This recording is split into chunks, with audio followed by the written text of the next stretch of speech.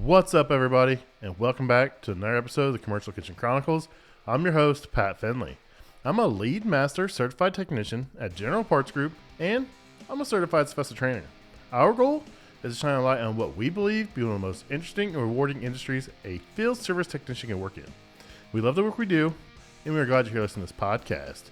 In this episode, we feature Matt Showers. We discuss how he got into the trades, his podcast, Trade Therapy, and more. What's up, everybody, and welcome back to another episode of the Commercial Kitchen Chronicles. I am your host, Pat Finley. I am solo tonight as far as hosts go, but I do have a very special guest. We have Matt Showers on. Some of you may know him from Instagram as the HVAC Grammarian. He'll catch you slipping. He hasn't messed with me in a while, but he'll catch you slipping, and he'll let it known. But it's all in good fun. He's not being serious. He just likes to give people a hard time. So I'm glad to have him back on. He did an episode last year at some point, and I'm glad to have him back on. He has a really cool podcast, Trade Therapy. I did a little segment with him and Gary one day, and it's really cool. It shines a light on, we are technicians, big, strong men, women in the trades, getting dirty hands, clean money, that whole mantra.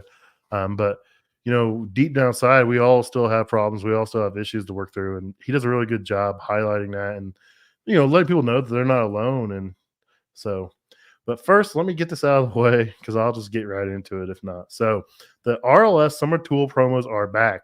For a limited time, you can save $500 on your choice of 4 different tool and jaw sets used with RLS press fittings. That includes the Klauke 19 kilonewton tool and 5 jaw set, plus 8 jaw sets that are compatible with a wide variety of press tools, including my favorite, Rigid, Milwaukee, and many others. For complete details, visit rapidlockingsystem.com/save500. With RLS press fittings, you get reliable joints in about 10 seconds with no flame, no fire hazards, no brazing materials, no burn permits, no fire spotters, and no nitrogen purging.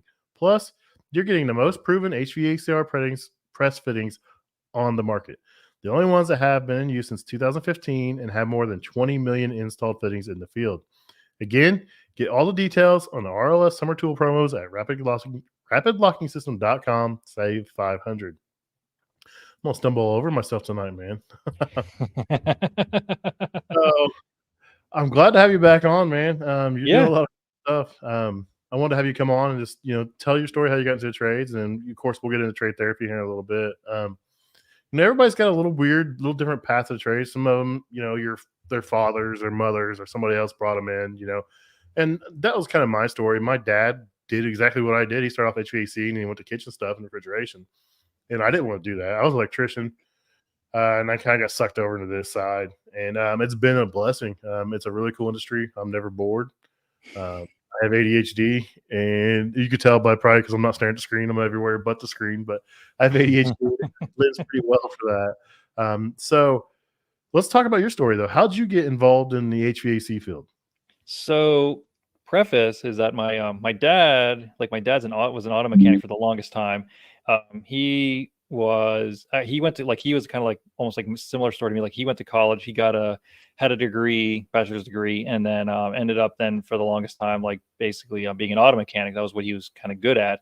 And then his dad was like I think he was like some kind of combustion engineer for Bethlehem Steel, which is not too far from here in Harrisburg, Pennsylvania. So like that's a bit of a background, but for me anyway, my first like exposure to the trades was actually when I was in college. I was getting my own degree, but then after I graduated, then I was working at the college. They'd hired me as like a maintenance person or whatever, like PM, like just be like a PM person. Like I knew nothing. So they're like, yeah, you can change they showed me how to, filters and belts, that sort of thing. I was like, like your standard maintenance mechanic now. And that what kind of exposed me to at least HVAC, but in plumbing and electrical as well. But I was like, HVAC is like, that seems like it's interesting. It kind of combines plumbing and electrical, but then you got this, its own other side to it. But I didn't really think anything of it at the time. It's just like, oh, this is a cool thing or whatever, because I had my own grand aspirations of using my degree for other things or whatever. And then then fast forward, let's say about 6-7 years after I graduated, and my wife and I were sitting down one night and we were like just going over our budget, and we were doing all right, but then we basically looked at everything and we're going, we're not going to make it. Like, we can't keep going on the trajectory we're going. Like, we're not going to make it. Like, we need to fix something. And at that point, my wife was working, and we had our kids, and well, we had one kid, and we were pregnant with our second, and she was like, "Well, we need to do something." And I said, "Well, I need to do something." And so then that's when I finally took the plunge. Went to a school that had like a 1-year HVAC program. I mean, it wasn't the best year, but I mean, because my wife was, like I said, my wife was pregnant as I started. My second daughter was actually born while I was still in school. So that was a little bit of a rough patch thing there. But all in all, though, I'm super glad that I did that. So that's how I got into it.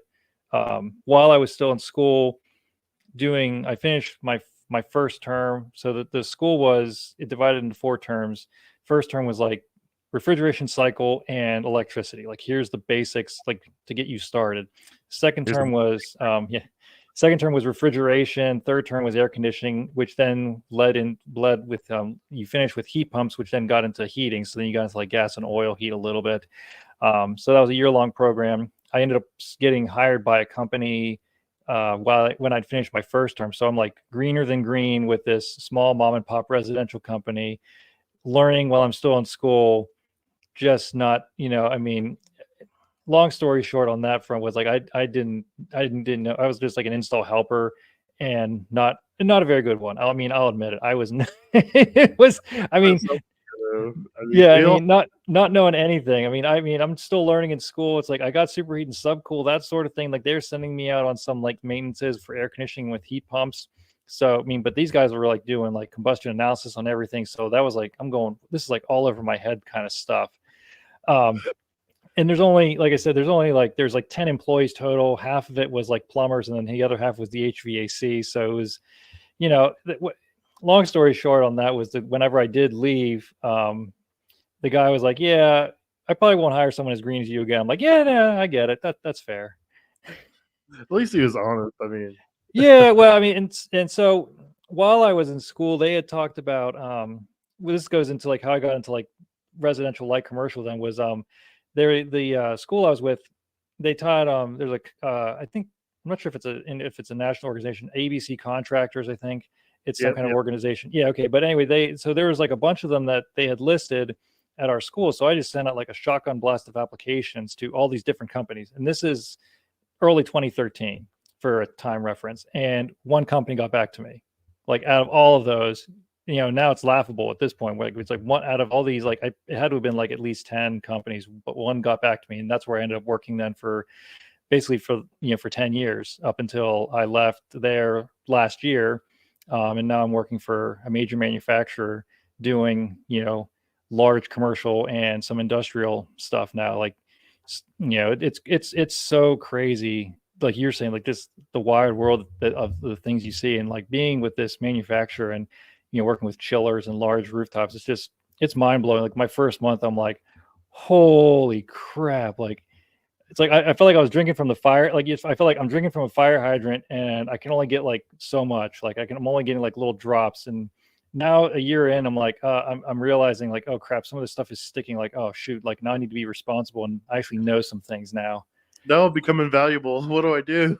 Yeah, exactly. Like, well, it's like you and I were talking before the show, where it's like they sent me to earlier this year. I got sent to a VRF training class. It's like VRF basic for the brand that we represent and work with.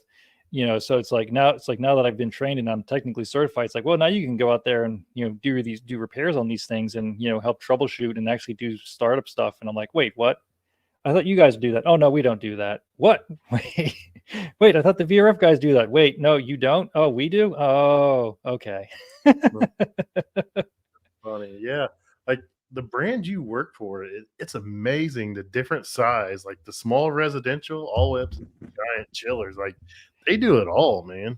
Oh, it's nuts. What cracks me up too is like I get sent out to do startups. So like I commiserate now with Matt Waxer and Ilya and like Jay or whomever else, like on startup and commissioning woes, where it's like, is the site ready for startup? Yes, it is, but not really. Like, Mhm. dang Yeah, it. I get that in my world too. Like, they sent me out to IU Stadium, and football stadium. They're like, "Oh, we don't need a site survey. The dealer says everything's good to go." And our rule generally is we do not do an install without a site survey to make sure, water's there, electric's there, gas there, make sure everything's good. I get there and I stack the units. I'm like, "Where are they going?" They're like, "Oh, they go in here." I'm like, I have one gas for 3 units. I have one water line for 3 units, and there's no electric. They're like, "Oh, it plugs in." I'm like, "Well, yeah, it's a 208. It's everything under here is 120." They're like, "Oh, we'll have our electrician change it." I'm like, "No." I'm like, "You guys don't know what this bus panel is, this bus system is, do you?" Like, "Where's breakers in the end?" I was like, "No, there's one 100 amp three phase breaker." I said, "There's three 120-volt bus bars running this entire length." I said, "Pull this panel off." And I pulled it off, showed the electrician. He's like, "Oh, we can't do this." I was like, "Yeah." I was like, "There's a reason why I come out ahead of time, and you guys didn't want it." I went back yesterday, 2 weeks later, and I started them up yesterday. I'm like, "Oh, Oh my there's." gosh. Yeah, Yeah. it's a nightmare. I couldn't imagine doing some stuff you guys do. I see Matt, and he's starting up a unit the size of a semi trailer. I'm like, "Holy smokes, what is that thing, dude?"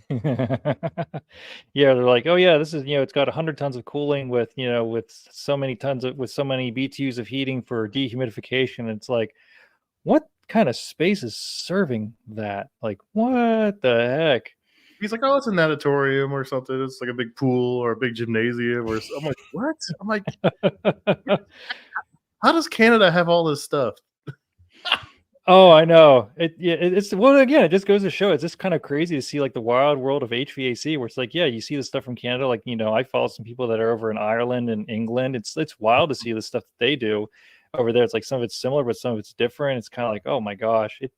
Yeah, I think it's just so much fun. And then there's us chiller guys that are, the chiller Swifties, as we like to say now, thanks to Yeah, thanks to what's his name? Matt. That's another Matt down in Houston, who works for the same manufacturer I do. Like I think he's the one that started that. And now we're all like chiming in, where it's like we got like Ben Mayberry, myself, I can't think of his name, but HVAC Animation up in Canada, like he's doing it now too. I mean, there's a whole bunch of us now. I'm like, where are we? Where are all the chiller guys? Let's band yeah. together.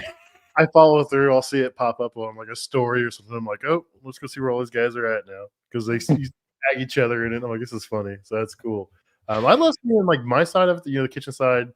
I follow some guys over in Australia. I follow some guys over in the UK, and the UK guys absolutely hate us because like our kitchens, like it's the same exact equipment, but our kitchens are like twice the size of theirs. I'm like, I talked to the guys like, "Oh no, when I work on that grill, they have to pull it out. I climb behind it and they push it back in because no one can walk through if the grill's pulled out." I'm like, "Dude, I got like room for people to stand here with the grill pulled out." And they're like, "No, we don't have that." I'm like, "Dude." Oh my gosh. And then they're max we make more money too, but that's another point. Oh yeah. uh, Oh my gosh. That's but great. Yeah, but and then like on the startup side too, what's funny is like there have been a handful of times where I've actually still started up like residential style equipment. Like there's a school, they have it's a school.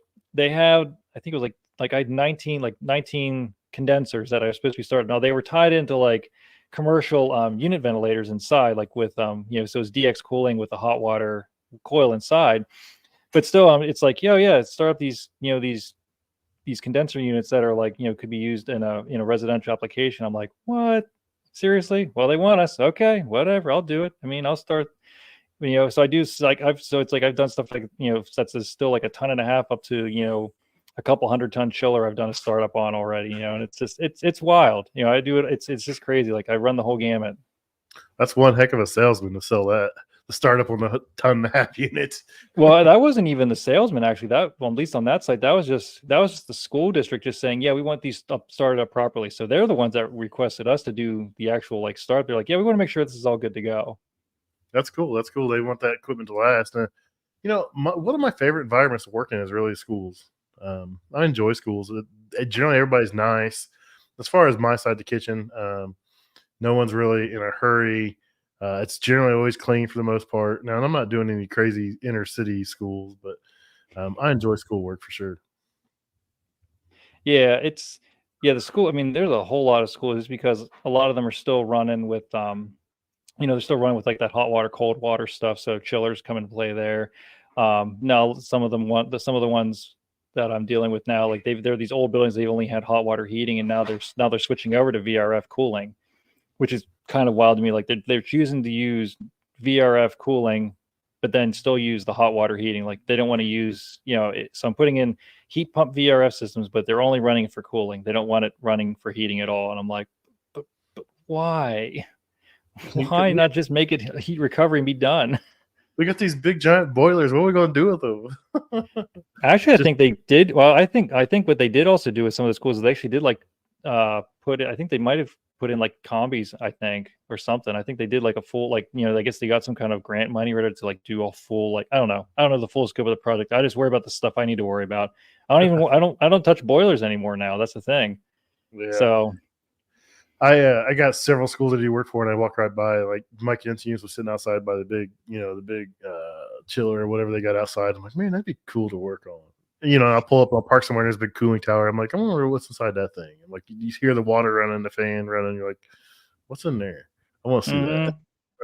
I always say, I'm like, I'll get mad. I'm going to start doing that, and then I never do it. Oh yeah, and yeah, like chillers. It's just that's wild in and of itself. Like you've got, at least, I mean, I'm not totally. I mean, I know like my introduction to them is like small chillers, which is like so a small chiller is like 30 tons. That's a small chiller. And that's like, they might have scroll compressors in it still with 410A. And I'm like, I get that. Like that was, when I first pulled up on one of those, I'm like, oh, I get this 410A refrigerant with the scroll compressor. I got this. I understand you. And then you get into like screw machines and then centrifugals. And that's where it's like, okay, that's where things change a whole lot. Then you got air cooled versus water cooled and all that or whatever. Yeah. Some of those chillers I hear them start up. I'm like, what is that sound? I'm like, what was that? Oh yeah. Yeah, screws can be pretty loud. I mean, you just hear like, you have to almost have like walking with, if it's in a mechanical room, you have to like walking with hearing protection at times because that whir is just crazy loud. Yeah, it's a weird sound. The first time I heard a screw, I was like, oh, what just happened? Like, make that sound? I'm like, oh, that's normal. I'm like, dude, I don't know how you guys work around this stuff, man. Oh, especially if it's a water cooled one in a mechanical room. That's the thing. It just reverberates all over the place. I mean, I like the air cooled ones because at least that's outside. It kind of like dissipates. But man, when it's in a mechanical room, oh my gosh. Nice. So you do all kinds of stuff. I mean, that's pretty cool. Like I said earlier, I have ADHD, and my job suits me well because I never know what I'm going to do. I may work on a walk-in cooler. I may work on a milk cooler. I may work on a combi oven, a steamer. I may work on a hot well. I mean, a toaster. I mean, I never know what I'm getting into. Cool. So it seems like you probably had the same thing. Like one day you may be doing a big chiller, the next day you're doing a package unit and that kind of stuff. So are you mainly startup, or do you do a lot of service work as well? So it's the service. I'm now that I've been with them a little while, like we all get assigned like different accounts. So like I'm starting to get like my own accounts now that I'm like the primary person to be taken care of for service or whatever. So yeah, so it is like a combination, but yeah, like we all kind of like pitch in. I mean, there's I think we have about 30 techs. I mean, like I'm on call 3 times this whole year, for example, because that's how many guys we have in the rotation. But what's crazy though, here's what's crazy is that like we are so busy right now that I swear we could have like 5 or 6 other guys come in and we'd still like it's just, we've got so much work. I mean, and that's the thing. I mean, it's everyone talks about the labor shortage. It's like, it's not just like the private, like what I consider the private contractors, like, the ones that are doing residential, light commercial, or just strictly residential. I mean, it's everybody, like even like the big, like, big manufacturers are like, yeah, we need people. Like, I mean, it's nuts. I mean, I don't know. I mean, people blame it like people don't want to work or what, but I mean, I just think they built out so fast that like the demand exceeded the labor force. I know they say like 8-to-1, aging out 8-to-1 ever coming in. But, in my industry specifically, I mean, dude, every corner you look, there's a new restaurant popping up. It's like, man, how do they staff the restaurant? And then it's like, now people got to fix that stuff. Like, it's exceeded, we grew as far as, buildings and restaurants and schools and stuff faster than we could, staff the people to take care of this stuff, I think is a part of the problem. But I mean, yeah, a lot of guys are aging out, but man, if you're young and you want to work hard, make some money, now's your time to shine, man. Yeah, I mean, the nice thing too is they just started. We actually have like an apprenticeship program. So like we have a younger guy. He's out of college, and he's been with us a year now. So like he tested out of his first year, but he's basically like one of us. Like he's in the rotation, like he's doing stuff. He's doing his own thing. But the other thing they introduced then too was a co-op. Like we actually have a excuse me, we actually have she just graduated actually, so she's a senior. She just graduated from the local Votech, and but she's like, really, like we couldn't like do well because of like how it works out, because she's not 18. Like there's only so much she can do. Like she really can't do a lot. She can do a lot of watching and learning, but she's turning 18 here soon, so I'll be curious to see then how they proceed with her, as far as like, making her, whether she's gonna be like, hey, you're 18, you can do all the things now, you're full-fledged, like you're all good, like you can, get your arc flash on and start doing lockout tag out and start working on these 460 volt high amperage chillers or whatever. I don't know, but that's that's the thing, is like they're trying to do what they can to get as many people as they can as well, because it's just crazy. Yeah. I have two sons. One's 21 and one's 18, and they both work with me. My youngest graduated like a month and a half ago, and he's been with us, I think it's his 6th week maybe. And he's liking it. I never thought both my kids would work here. I figured my youngest would. He always he's been more mechanical. Like I'm working on stuff, he's out there helping me work on the lawnmower, the golf cart, the vehicle. If I'm building something, he's helping me. He's always been that way.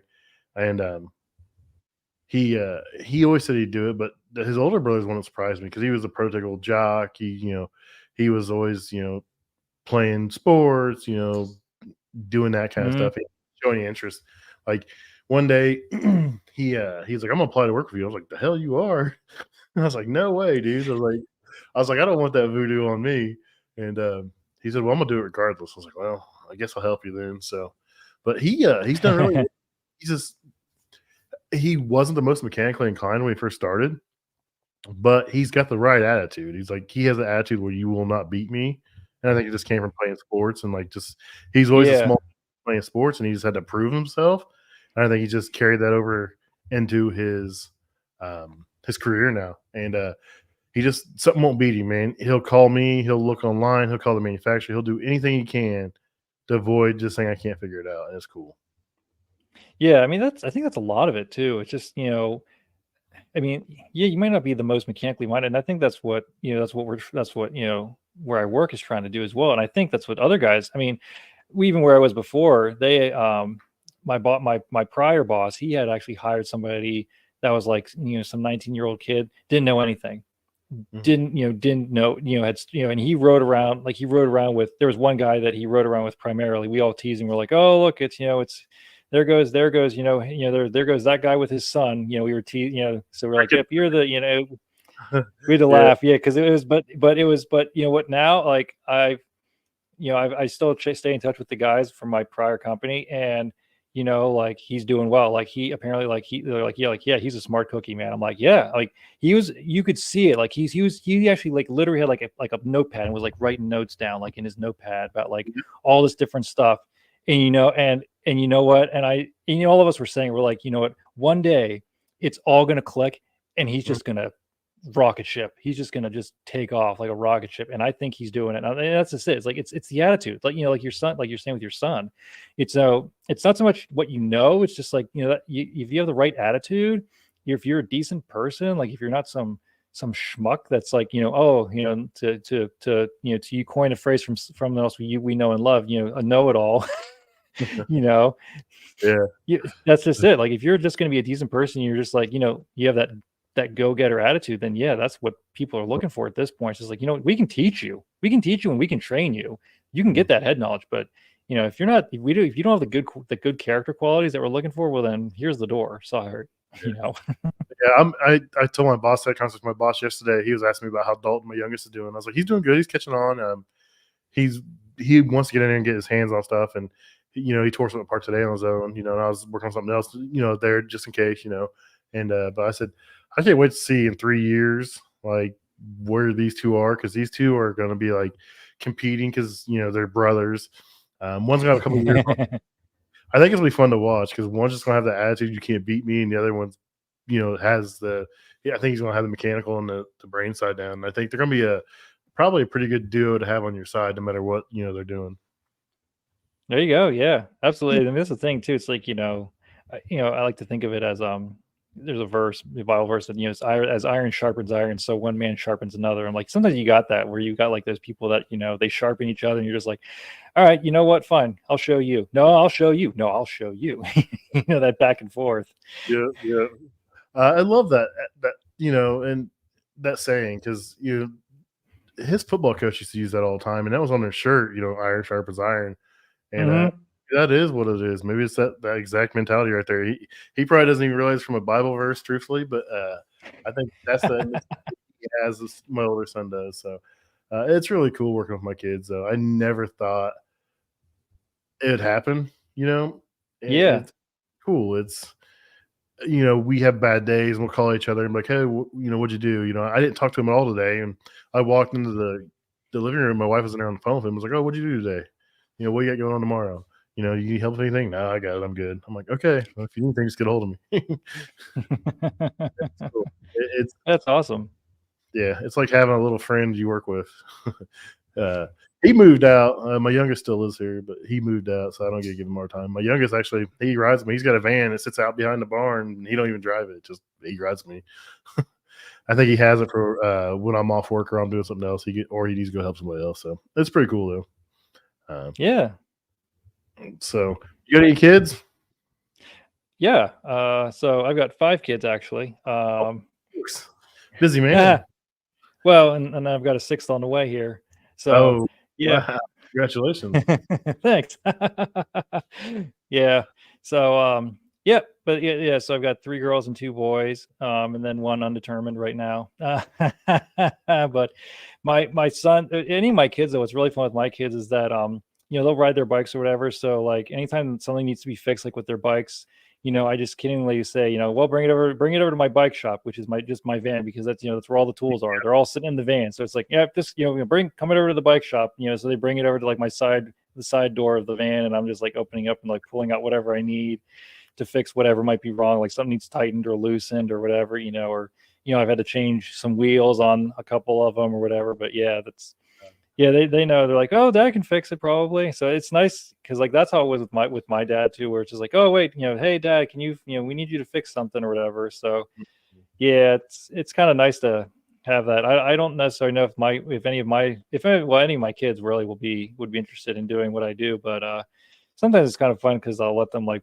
they're like or they'll like oh they'll ask to like help with something or whatever. Like a couple years ago, we during COVID we bought a trampoline, but we didn't have like we had the safety net, but we didn't have like the framing for it, like to hold it up. So I just grabbed some like Schedule 80 PVC pipe to hold it up or whatever, and then some hose clamps. And my girls were kind of like, "Can we help you with this?" I'm like, "Yeah, sure. Here, I'll put the hose clamp in place, and you just like tighten this down until it starts making the impact wrench starts making noise, and then you're good to go." And so they were, so they got to play with that for a little bit, play with an impact gun for a small thing. Yeah, that's when my youngest got involved was when I'd go to the shop to clean up my vans, organize my van. I'd take him because he was small, and I didn't want to climb in the back of the van. I didn't want to climb my fat butt back. So I'd be like, grab that shelf, grab that tote, grab this, put this here, and he'd just run up back and forth down the van. And next thing you know, he's like, I want to work with you. I'm like, okay, you can work with me. And then here it is, 10, 12 years later, he's working with me. So that's cool.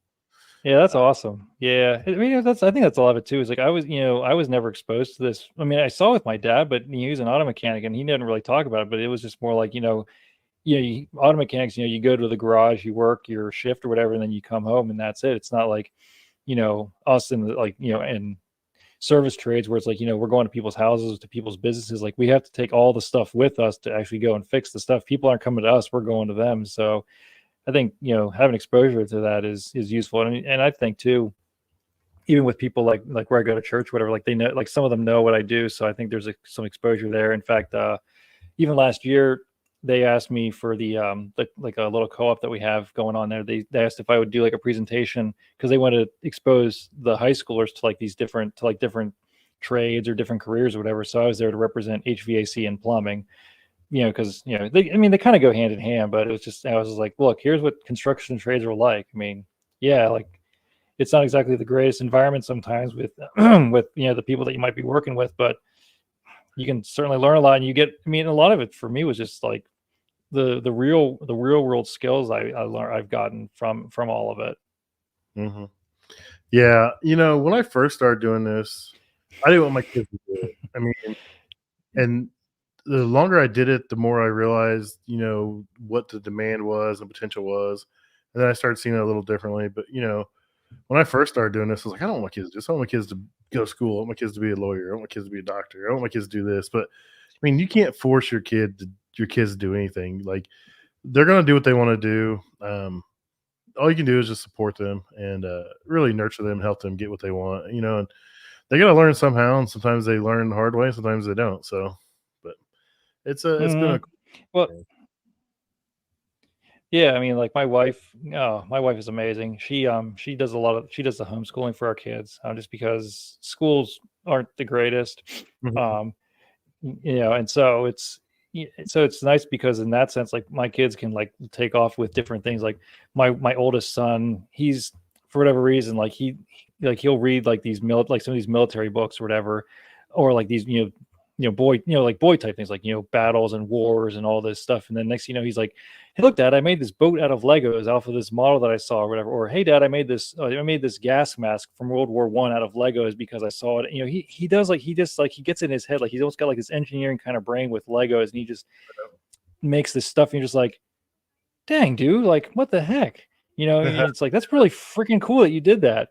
Like even what it was like a couple years ago, we had like one of those wooden guns like someone can make, like a wooden rifle, and he Mhm. fashioned like a Lego bayonet to so it would slide on the end of the barrel, and he made it was a bayonet because he's like learning about like American Revolution and Civil War stuff. And I'm like, Cool. it's just it's so cool to see like the stuff that they do. Like, I mean, that's one example. Like, I mean, all my kids do stuff like that where it's just like, oh yeah, we're gonna do this thing, and I just look at them, I'm like, how the heck did whatever, Where did that like that's awesome, but oh my gosh, I don't know, I couldn't do that. That's awesome that you can, you Yeah. know. Yeah, kids, I mean, I started off having kids. I mean, I'm 42 and I have a 23-year-old daughter, so I had kids really young. I was a Mhm. kid, I'm not gonna lie. It changed me dramatically. And it was probably one of the greatest things that ever happened to me. I mean, I with the industry I'm in, I missed a lot of stuff, and that was me. When I first started, I made poor financial decisions. I worked way too much to try to make up for that stuff. And when my kids were little, my wife didn't work. It didn't make sense for her to work because it was going to cost more in childcare than she'd Oh make. yeah. I mean, and you probably experienced that. I mean, you 5 kids and a six on the way. You fully understand it. It's like, and it just it's fiscally doesn't make sense. And so I missed a lot of stuff working too much, and I feel bad, but luckily my wife was always there and my mother-in-law was always there. Mm. So it just, and we can, use this as a transition to get into trade therapy. I mean, we discussed some of the stuff before in the past, but it's just, it, I don't know. I mean, the trades can do a lot of good things for you, but it just, you get out what you put into it. I mean, Mhm. it's, it can make or break a person. It can Oh yeah, cause absolutely. I mean, it's hard work. It's stressful. I mean, depending on what you're in, what side you go into. I mean, some of you can you don't new construction, you're not dealing with customers, or in my line of work, you're dealing with restaurants, and it's everything's an emergency. They call, oh, it's an emergency. We have you out here. Our fryer's down. You got there, and they got 6 or 7 fryers, and one of them's not working. I'm like, this could have waited till tomorrow. You just called me out at 9 o'clock at night for a fryer that's you don't even really need. I'm like, this is crazy. So. Yeah, Um, no, I mean, yeah, that's thankfully, like with where it was before, wasn't like really, no, it wasn't high stress. I mean, you'd have like cranky residential customers at times, I mean, that's kind of like a stereotypical thing. You'll have that. I mean, the only thing that I've had, at least with where I am now, is, you know, I really don't, I was on call in April, and I had nothing came through. mhm, Excuse me. And but when I kind of found out was like one of the true emergencies happen is when someone's got a process chiller, and mhm, then that goes down. Like then someone's squawking, and they're like, you better get your butt here ASAP or whatever. I mean, uh-huh, because they're losing money. Like, that's the thing. It's like that they're losing production time, so that's costing them money. So it's less expensive for them to be calling you out to hopefully fix it or whatever. And there's been other places like some hatcheries, like, there's a handful of hatcheries that we do, and they all have chillers or whatever. And it's like one of them goes down, and then they're like, it's getting too hot, the chicks are gonna die or whatever. I honestly don't know what they use the cold water for. I mean, I don't know, but I was at one site, and I'm just like, you all need some redundancy. If you expect, like, if you think one of these is going down, like, you need some redundancy here. It's like, and my contact, like, I get it. It's the higher ups that don't. And I'm like, well, okay. But yeah, I mean, thankfully, it's like where I am now, it's just like, the job takes as long as it takes. There's no rushing around because they want it done right. They don't want the callback. Like, they don't want that stuff to chew up time. It's like, you're doing it right. You're doing it right the first time, and you're going to take as much time as it takes to get the job done right the first time. I'm like, thank you. I mean, and they're very nonchalant about it too. They're just like, yeah, the job takes what it takes. Like, don't sweat it. Don't fret it. Just make sure you just get it done correctly. Cool. That's a wild place to be in. I bet you're pretty relieved to get in that kind of environment. I mean, it's gosh, yeah. It's probably a big change at first, but I bet it's probably pretty relieving and know that they have your back on that kind of stuff. Yeah, it was so like where I was before I started working for the manufacturer, it wasn't high stress, but that times you get the office that might have been like a little, like, oh, it's summertime, like in heat like this, they'd be like, they probably would have been calling me at some, like, I could be on at someone's house and like, well, where are you in your schedule? It was more like, where are you in your schedule? What do you have going on? And I'd be like, well, here's where I am. Here's what's going on. Well, okay. But, so whenever you get wrapped up, just give us a call. Like, it wasn't like, well, you need to get out of there. It was, I never had that, thankfully. It was just more like, you got to take care of the person that's in front of you. And I appreciate the fact that that's how their mindset was before. So, because I know some places it's like, go, go, go, go, rush, rush, rush, shortcuts taken. And then, but then you get the call back, because and whenever I started working for the manufacturer, there were guys that are there and they've been there for a number of years. And like, so how does it feel to not be in contractor mode? I'm like, well, I never really was in contractor mode to begin with, but it's even more relaxed than the before. I mean, now granted, I've not been with some of these calls where it's like, process chillers, like I was saying, like a process chiller is going down. You got someone breathing down your neck because they're losing money, or whatever. I've not had that because, at least from what I can tell, most of the people that are smart have a service contract. So like, we're there to make sure nothing does go wrong. And if we see something that starts to go a little awry, we can catch it and fix it before it becomes a major problem. So yeah, it's definitely a nice thing. Cause yeah, most days I'm home right on time. I mean, they do, like, they expect us, they have an expectation for overtime, but it's more like if you need to wrap something up, like if it's going to take you an extra hour or two to get something done that you don't have to go back the next day, then by all means do it that way, that sort of thing. So that's kind of like a nice, it's relaxed, but it's like, well, yeah, but if you're going to be able to, if you can finish, then finish. Like, just take the extra 2.5, whatever, just that way you don't have to like go back, especially because like I'm driving, like, most times I'm driving like at least an hour. It's about an hour. I'm driving an hour one way to get to a site. So it's like, yeah, if I don't have to say, if I can save the 2-hour round trip by just taking an extra 2 hours to finish it, then cool. That's a great attitude to have about it too. I mean, we've all worked with guys like, oh, it's 8 hours. I'm not doing any more. I mean, that's it. I got my 8. I'm going home. And that's frustrating. I mean, if you're in a situation where it's not a necessity, like you said, it's, you have an hour more work or something, go ahead and stay and do it. But some guys just, they don't care if they had 15 more minutes work, they're not doing it. It's 8 hours to go home. And I've never got that, dude. I'm like, I'm here to do a job. If I'm here, and if I got something going on, it's a different story. But I mean, most of the time I start early and I work, the hours I want to work. So oh yeah, cool. Absolutely. I ran into some of your guys on some job sites and stuff, some newer buildings, and I always talk to them, and I like some of the stuff they're doing. We in Indianapolis, they did or where our Pacers and the basketball arena, they put like this outdoor pavilion in, and it's got a basketball court. They can also turn it into an ice skating rink. So there's this big chiller sitting out there. This thing's huge. I'm like, this thing's cool. And the guy was there starting it up because they were getting ready to have an event. and they hadn't ran it yet. So he was there starting it up. I was like, "How's this thing work?" And he was like, "Just showing me some stuff." I'm like, "This is cool." I was like, "I gotta get out of here because I can sit here and stare at this thing all day and like, what's this? What's this?" And the dude was really cool about it though. He wasn't like trying to shoot me off or nothing. He could tell I was genuinely interested and wanted to learn about it. So he was being really cool about it. But it was cool to see. I had something like that happen to me where I was actually at a local it's a college, but they have some trade programs. So it's like a 2-year college, but they've got some trade programs. And I was there starting up a smaller chiller for that served cooling for a couple of the dormitories. And long story, it ended up that I had the wrong type of flow switch for the water on the water side. Like I had a flow switch that was for just water. Well, the loop had glycol in it, so I had the wrong flow switch, totally different flow rates. So the guy that was with me, like he was kind of like there to watch, like kind of learn whatever. I'm like, you need to, I was like, well, we don't have the right switch, but parts has the right switch. Run up and get it. And it was like an hour drive. I'm like, but just get it. That way we can at least get that part squared away or whatever. And so I'm sitting there just like eating lunch or whatever. And two of these students came up to me and they're like, "Hey, can we ask you some questions?" And I'm like, "Sure." And so they're like, "Well, what are you working on?" I'm like, "Well, here, let me show you." So I walked down because I had all the panels torn apart and everything because I'm doing the startup on it.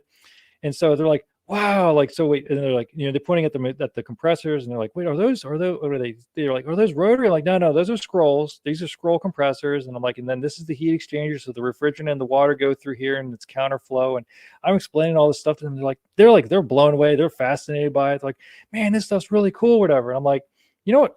I said, I even told them, I'm like, thank you for like just for doing that. Like, that's amazing. That shows, I mean, for me, like that shows that those guys have some kind of drive to Mhm. like just to walk up to some random guy. Like they had no idea what kind of person I could be. I could have been a total jerk to them for all they knew, but they're like, they had the guts and the initiative to come up and ask me some questions, be like, "Hey, can we ask you some questions about this stuff?"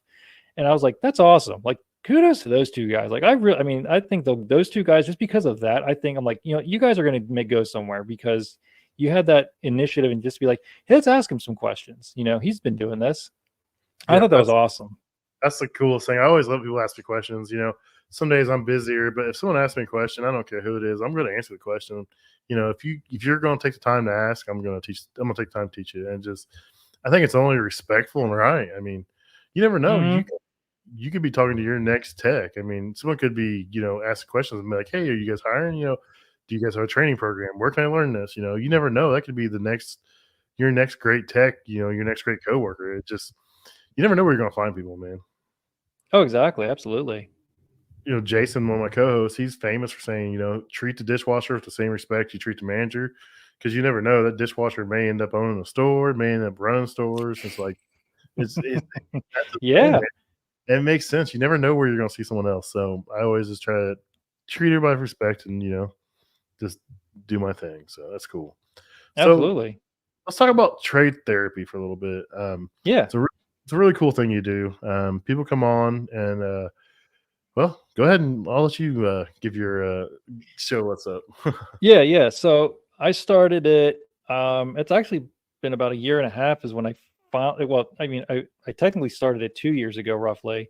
I had like an intro, and then it just sat for a while. But then, yeah, about a year and a half ago, then I started getting guests on to basically the idea and the premise of it is to have tradespeople share like their mental health stuff, like whatever it might be.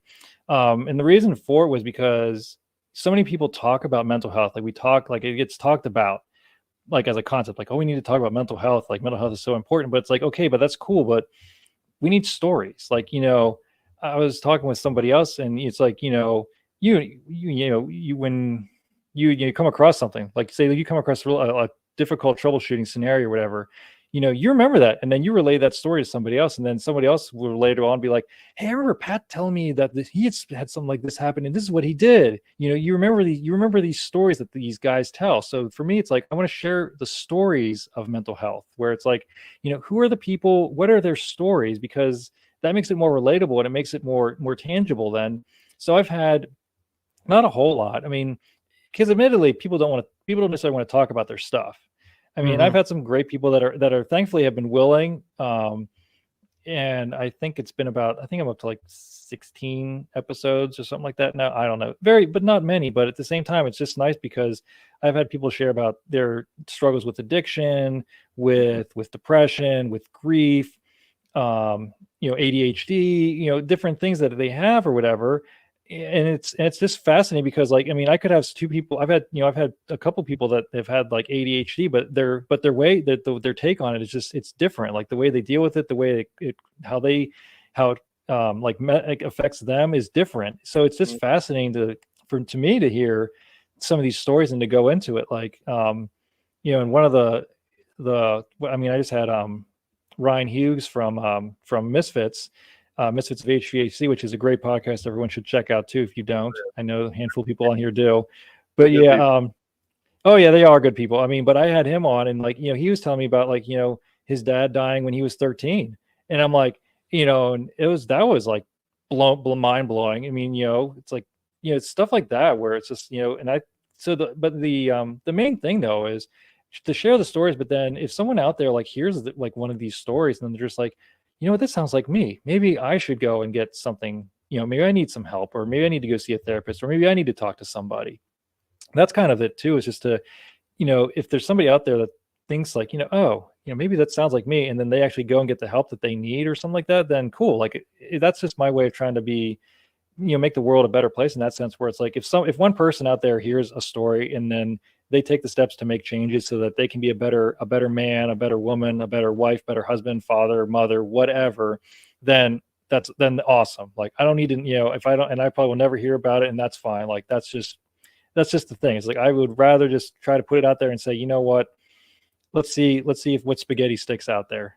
Yeah, it's really cool. I came on, I talked about some stuff, and just even coming on to talk about it is refreshing. Getting off your chest, I mean, mental health has a stigma. People always say, "Oh, mental health," but like you said, no one really talks about it. It's just it's a talking point, and then it kind of just goes away. Because to get people involved to actually talk about it, it's really hard. So I can see, how it's hard to get people to come on and open up about it. And I mean, I'm willing to come back on again.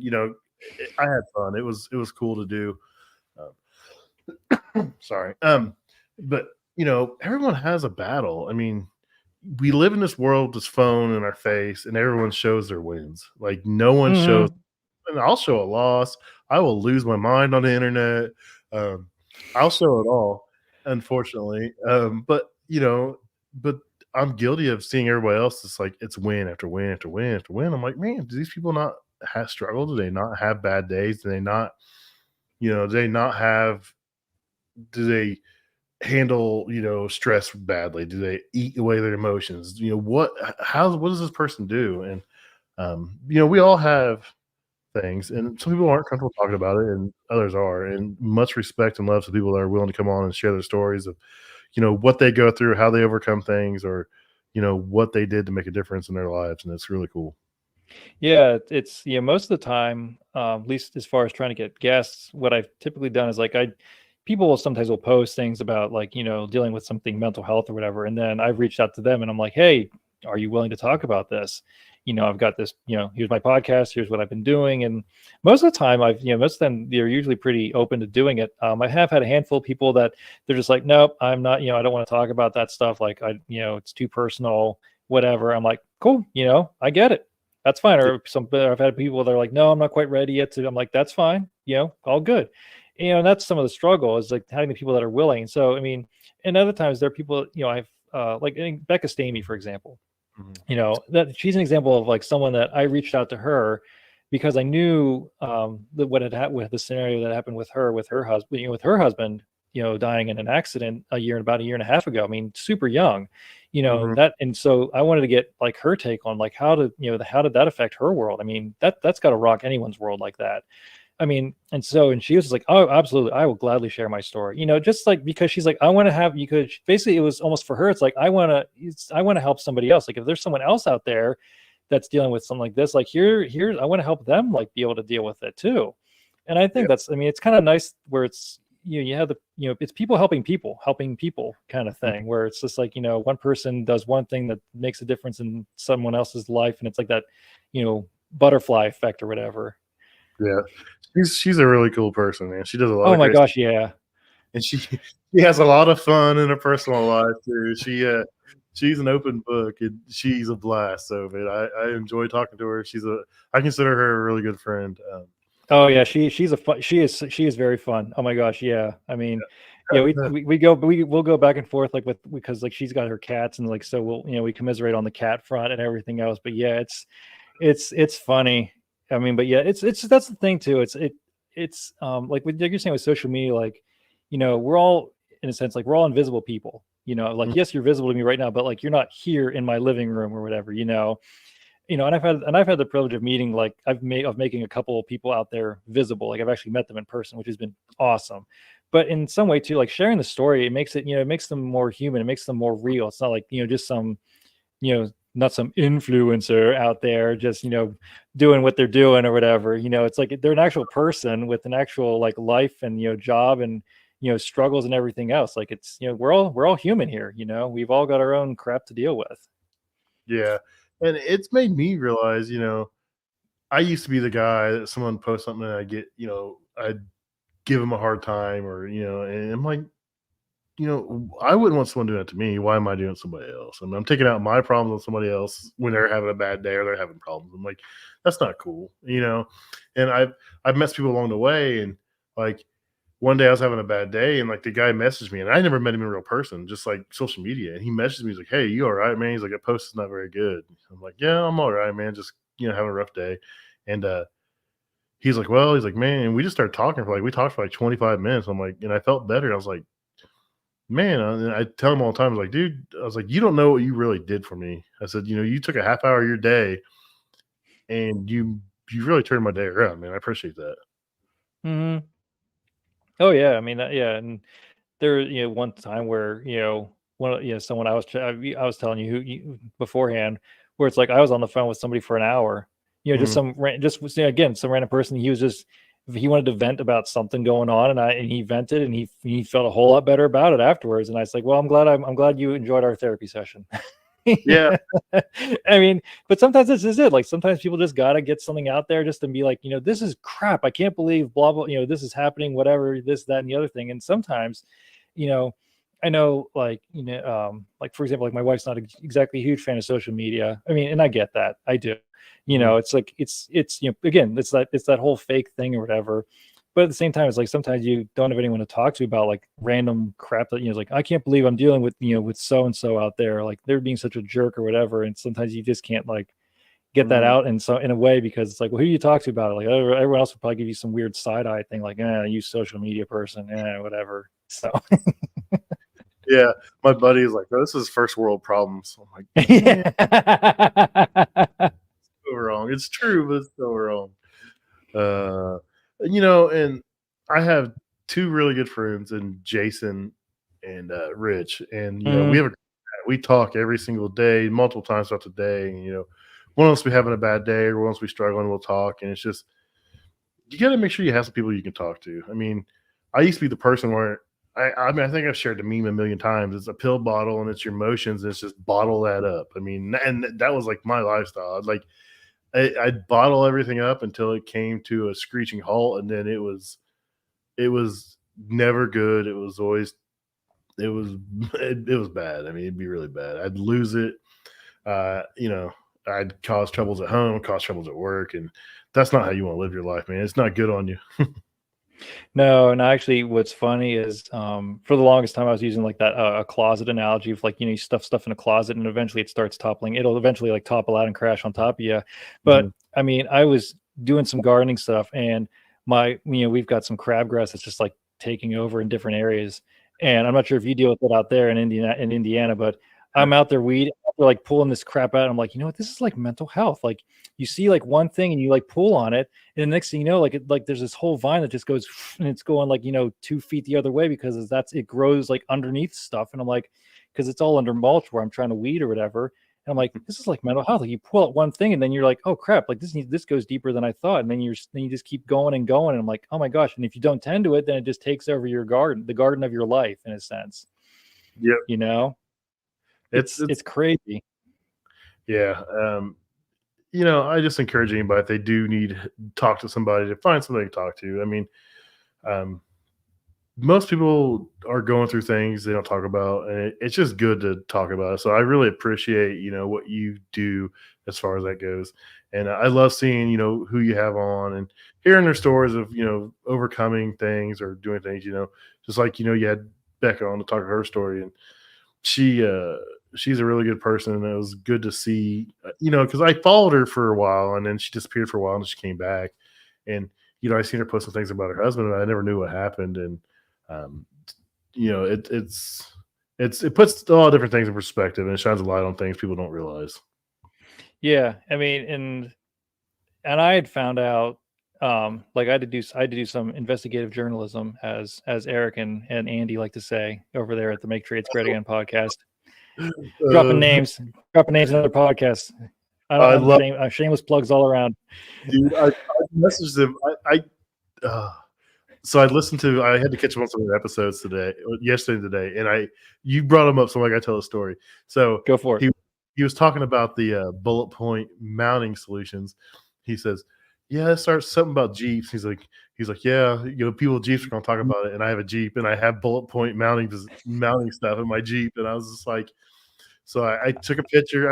When I share this stuff, I take a picture of the episode. I always put the link in there, and always have some smart aleck comment. And I had a little Jeep going up the side of their logo, and I was like, "Yeah, this Jeep guy has that stuff. Thanks."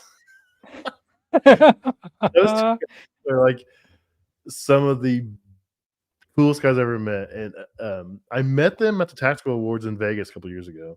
And I sat down at my table, and I was like, and I listened to their podcast, and like I seen the names on the table, and I was like, I started freaking out. I was like, I'm sitting here with Eric and Andy. I was like, this is crazy. This is the first time I've ever been to a trade show, an award show, or anything. And I sat down, and there was those two guys I listened to all the time, and it was like they talked to me like they knew me. They followed me back. We started talking, and now I'm like, if I have a question, I'll message them, and I'm like, this is really cool, man. It's just the power of social media can be used for good and bad.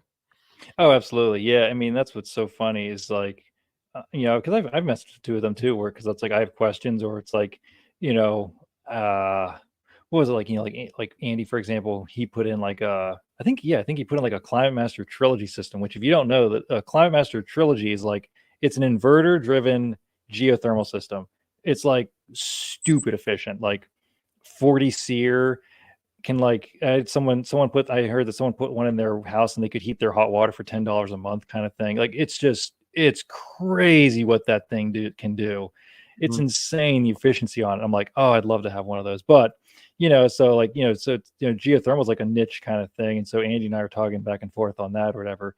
But anyway, going back to the investigative journalism thing was actually I like because at that time, Becca was working at Viga, so Colton was more out there, and I'm like, hey, Will, I was like, what's going on? He told me, and I'm like, oh my gosh. And so found out like, her husband's name or whatever. And then like, thank you, Google, good old Google search revealed. I'm like, oh my gosh, like that is just, so it's like, yeah, no wonder she was off for like a couple months or whatever, that sort of thing. So, I mean, that was, and then whenever she was posting like that, every now and then she does, she does like, like the stuff that reminds her of them. And I'm like, hey, let's, that's why I wanted to get her on. And then that's when I think the big thing that she said, and goes for anything, is just like, you're allowed to feel your feelings.